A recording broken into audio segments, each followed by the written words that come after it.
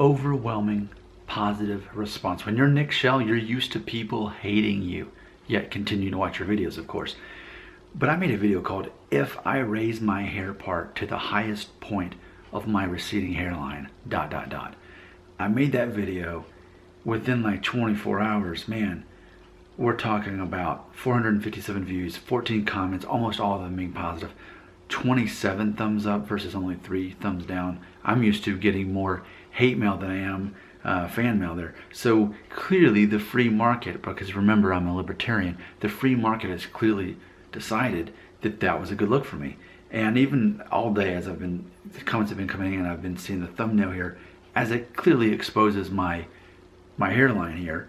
But I think there's something genuine about that, and therefore something masculine about that concept of doing that. And so I want to share 2 comments that really kind of help give me direction on this and give me vision for the future. I want to start out with Mr. Kuwait Wolf, which if you are from Kuwait, you may see your ancestors in me. Some of my DNA goes back to, well, actually Iran, Iraq, Turkey, that area.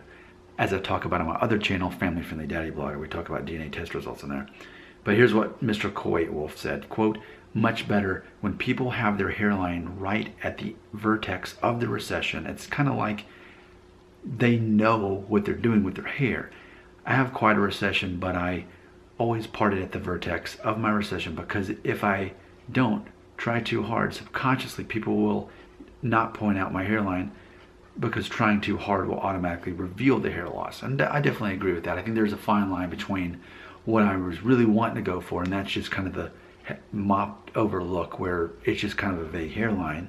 Not that I was ashamed of the hairline, but just seeing what I can do with the length on it right now. Here's what our great friend Maxwell Smart says. You all know he's a professional barber. Here's what he says, quote, "You got the part right. It looks better there.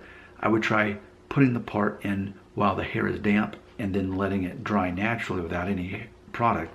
Once it is dry, run your hands through it to loosen it up. See how that works for you. With the pomade, you are creating a definite separation. The dry look would help create a diffuse one by permitting the hair to fall naturally. Good job, Nick." End quote. So again, thanks all of you for your positive feedback. So I did, right before the video, kind of dampen my hair. You can kind of see it's got a little bit of moisture in there, but I just threw some water in there and did that. But while it is still damp, we're just going to look here and unprofessionally, with me not being a barber, we can see there's the part. Now, I am not a hair loss expert. A lot of people think that I am because I'm one of the leading YouTubers that talks about it, but I'm no expert. But even now, I'm going to just see how would I even part my hair. Like, what I've always done is I've always just kind of done like that. I just, while my hair is wet or damp, I just comb it straight back and use these as the line. I don't know if that's the normal, I don't know if that's like, well, Nick, obviously everybody knows that. I mean, that's just something I taught myself in 7th grade when I was growing out the buzz cut that I had in 6th, or actually I had a flat top in 6th grade. So ultimately, kind of working with that. So my hair is still damp, and you know, the whole thing about combing it back is what we're thinking about. Now, as I'm doing all this, I'm already thinking, well, if I'm going to commit to this, I'd want to go back, get my haircut again, and get it shorter on the sides and the back, and leave the length on the top is what I'd want to do. And even though right now I'm tempted to put pomade in it, Max is saying, hold on that. So what I do want to do though, I want to get a little bit of water real quick. Okay, I've thrown some more water on my hand, and I just want to see, without any pomade, and just really just kind of casually doing this through the rest of this video. We'll kind of see what happens from there. There we go, like that. So there we go. For me, it's all about this dichotomy, the struggle within.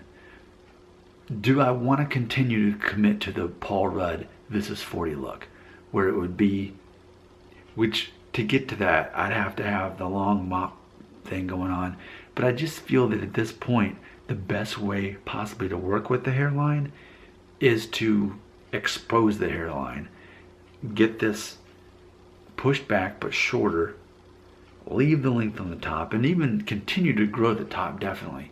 I don't want to get this cut shorter because I know, obviously with me having diffuse thinning, the longer it is, to some degree, it's going to add visual aesthetics that's going to help me, short, especially if it's shorter on the sides and the back. So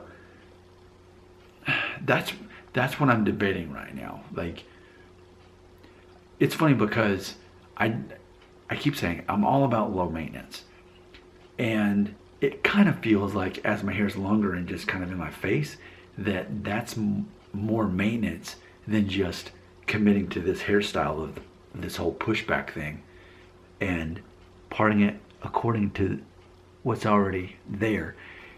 That kind of seems like less maintenance to me. And there's no shame at all for me in revealing that hairline. That's not a problem for me. So I think there's a certain classic handsomeness to that when someone acknowledges that and works with it. There's, in case you forgot, I'm 37 and a half, so it's not like that's unusual anyway. But as I'm saying all this, hopefully this will help a lot of you who are unfortunately younger than me, but with the same hair. At least you have someone older than you kind of giving you vision and through all that to know that. And I'd say the overall message of this video is there's something definitely handsome and respectable and masculine about embracing your hairline. Not that there's shame in downplaying it, not at all.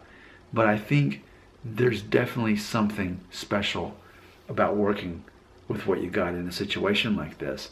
And just from the positive comments and thumbs up from that video, that speaks a lot to me. Because when you're Nick Shell, you're used to people hating you. You're used to a third of the comments being hate. You're used to more people hating your video than liking it. So not that I mind that, I accept that as part of my identity. But ultimately, I'm like, oh, that many people like that video? I must have definitely done something right. So it's funny because how in real life, the feedback I got from that video, I think has inspired me for my next haircut to kind of work with this. Still like the push in the back thing, but I need more comments, and especially from you, Max, because you're the professional barber. So let's just take a look here. And I acknowledge it is thinning back here, it is flatter back here. You know, we were talking the other day about Norwoods, and you know, when it comes to Norwood, it's only a general pattern that we're looking at. You know, for me, we can say that I'm Norwood 2.5, but I do have diffuse thinning. And it's not so much that this is a noticeable bald spot as much as it is my hair back there just kind of falls flat when you look at it from certain angles, and I acknowledge that. So I'm all about working with this. I'm all about being open-minded, but trying to do something new and different that I haven't done. So I'm all open to suggestions, and again, thank you for your positive feedback. I'm not used to that. I don't need that to be successful at what I do.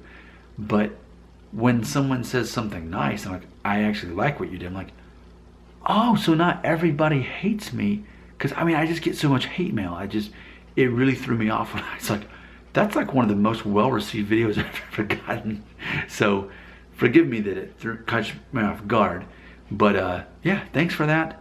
And I think we can explore this topic with your help in the comments right here.